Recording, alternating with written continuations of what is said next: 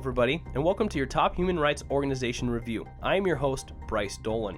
Today we're going to cover 5 different top human rights organizations, but we're going to stay on the topic of the International Day of the Disappeared, and we will switch gears towards the end of the show. But first, we're going to start off with the ICRC in Sri Lanka, as they look at families of missing persons and how they are learning to cope together.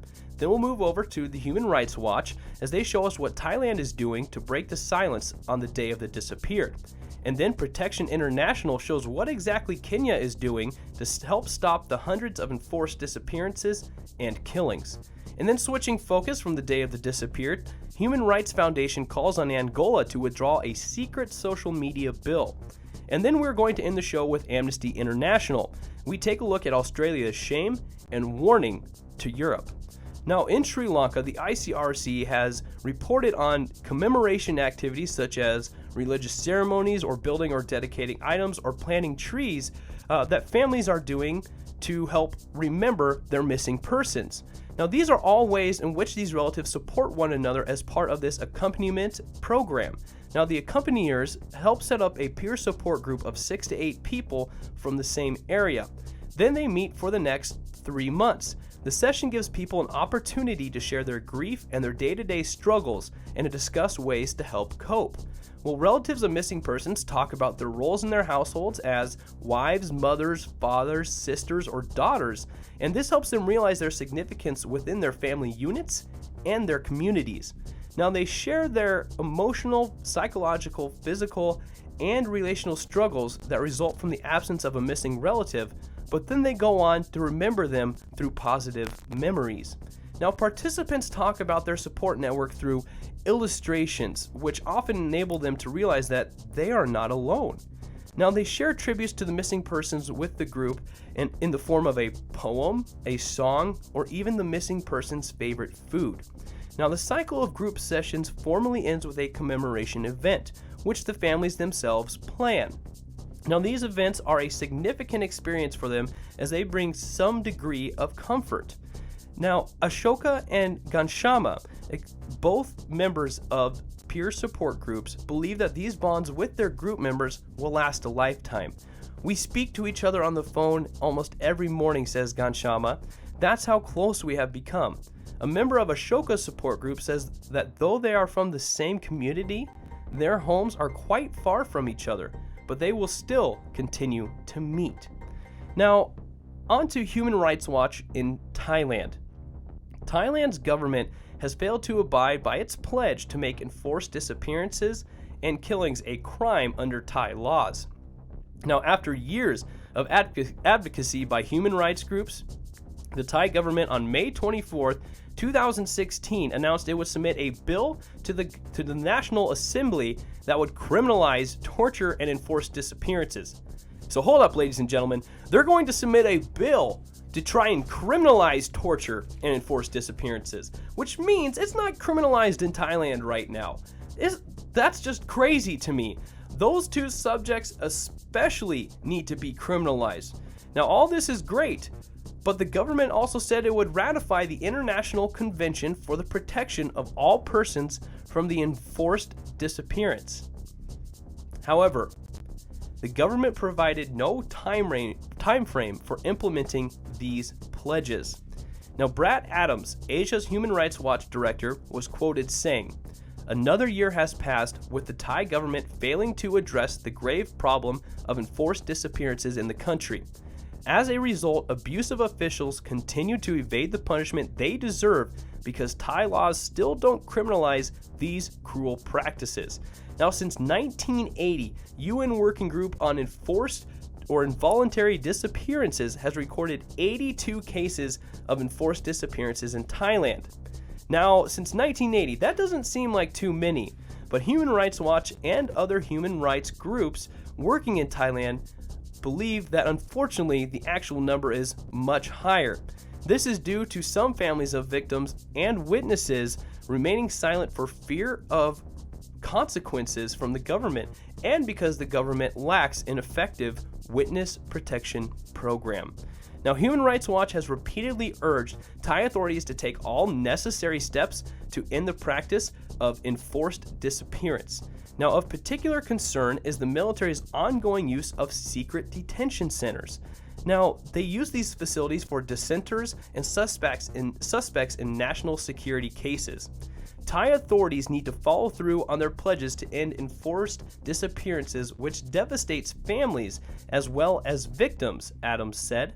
The families of Thailand's disappeared need to know that their government is doing all it can bring to justice all it can to bring to justice those responsible for this abhorrent practice.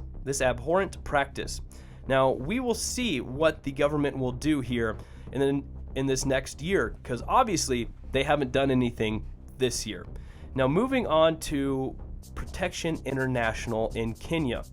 Protection International shows us why Kenya needs to set up a judicial inquiry into hundreds of enforced disappearances and killings. Now, they must question the government and urge the government to investigate and bring to justice all those suspected of criminal responsibility for extrajudicial executions and enforced disappearances. Now, Kenyan and global human rights groups have documented over 300 cases of individuals who have gone missing while in the hands of security services since 2009, some of whom later were found killed.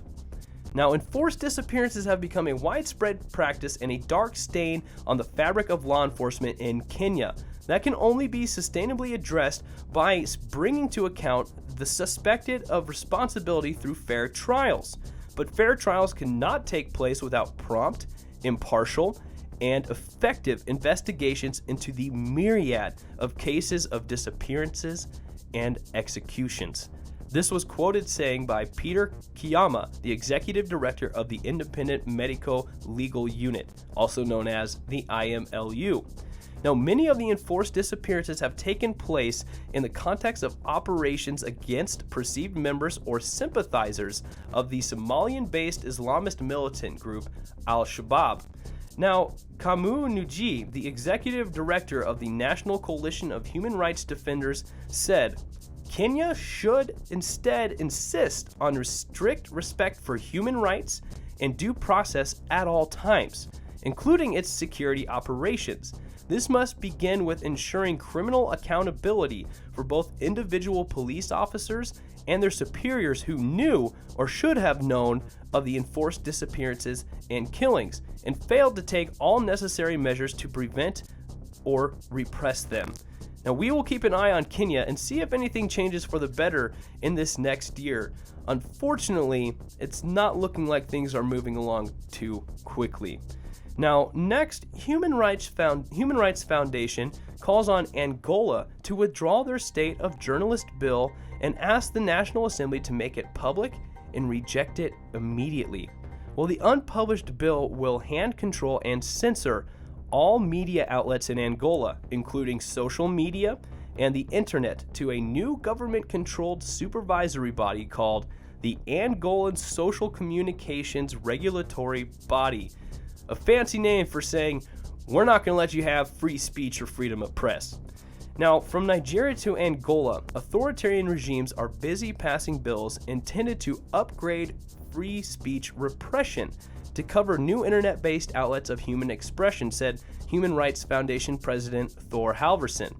Now, Nathan Sherinsky's famous town square test said if a person can walk into the middle of a town square and express his or her views without fear of anguish, imprisonment, or physical harm, then that person is living in a free society. Angola is not a free society. It's a fear society. The town square is now equivalent to an internet cafe, the smartphone, or the personal computer in a person's home, where activists access social media to express their opinions. Now, President Jose Eduardo dos Santos and his henchmen want to maintain Angola as a fear society for another 36 years. This bill should be withdrawn immediately, said Halvorsen. Now, the draft bill is reportedly under review by a specialized working committee of Angola's legislative body. Although it has not been made public, according to MACA Angola, the new regulatory body will have wide jurisdictional powers, including determining who is eligible for professional accreditation as a journalist, and will censor any attempt by political activists to blow the whistle on the most egregious examples of corruption, nepotism, and the abuse of power. Now, a final vote by the Dos Santos-controlled National Assembly is expected in the upcoming weeks. Dos Santos has been in power since 1979 in Angola. Now, it sounds all great and all that they're going to submit this bill to a National Assembly, but this is the same National Assembly who's been in power since 1979. So, I'm sorry, but it looks like free speech is not looking good in Angola. So we really need to take a look at that as internationally, as an entire world, and we need to fix something, help them fix something in Angola. Just like we need to help them fix some things here in Australia. Now, we're going to end the show with Amnesty International. The article begins by telling the story of a female refugee who actually fled her home after her friends were executed for converting to Christianity. Not only did she lose her friends, but she is not in the best health and has no access to the medical attention she currently needs. Now, fleeing her home, she made her way to Australia in hopes to find a life of freedom and peace. Instead, after a grueling journey through Malaysia and Indonesia, a dangerous ocean crossing on a smuggler's boat, and 6 months in immigration detention in Australia's Christmas Island, she got sent to Nauru, a tiny remote island state where Australia has been for years banishing asylum seekers trying to reach its shores. Now, more than 1,200 women, men, and children from countries such as Iran, Iraq, Pakistan, Somalia, Bangladesh, Kuwait, and Afghanistan have spent months and years in appalling conditions in a detention camp funded by Australia. Now, they lived in crowded, moldy tents and guards conducted regular prison-like searches and limited their showers to 2 minutes before forcing them out. So not only are they making them stay on this small island, which the author describes as no bigger than a small airport. Actually, she says that most airports that she's been in are quite large, are bigger than this island.